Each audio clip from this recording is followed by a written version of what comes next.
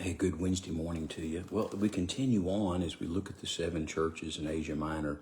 Now, I will tell you that some disagree of different groups about what I believe, and that is that these are the 7 church ages. Yes, they are little churches, but they also represent church ages to the end of Christ's return or to the end of the church age.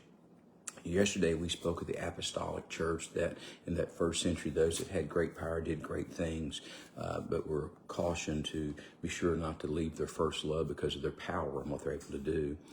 The second church begins in verse 8 that we don't share with you today, and it is the church of the persecution, the next 100 or so years, 150 years. It says, "And to the angel of the church in Smyrna write, these things says the first and the last, who was dead and came to life.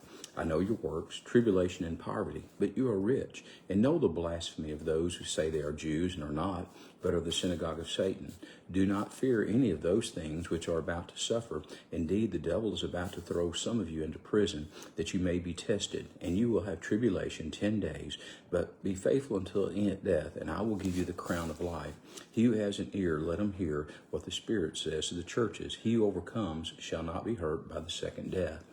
And so this second church is the one of the great persecution. Now, we still live and have a persecuted church in many parts of the world, but this is the time of the great persecution early on for the church. This is when the Roman Empire goes against them. We see all the things that are happening.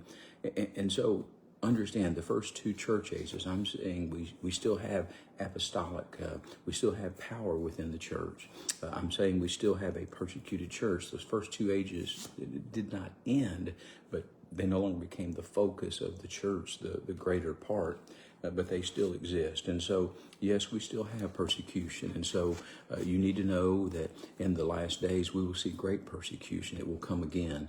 And so this day, as you go about your middle of the week, if you need to be recharged because of the persecution that you face where you are in your work and in your family, join a body, study with them, be encouraged by them. I would tell you today at 1, we'll do a Bible study in the gathering place. We're in Genesis. Tonight at 5, we'll have a men's study at Hardy's. You can join us there for the men. At 6 o'clock, the ladies will have a study. We'll have choir come together to practice. We'll have a children's ministry, a youth ministry. We even have our Celebrate Recovery ministry going on. We do all of those things to help encourage and to mean what we say when we say at Westview, we're here for you. I pray you have a wonderful day and you know that you're loved and that your life matters. You have a great one, and God bless.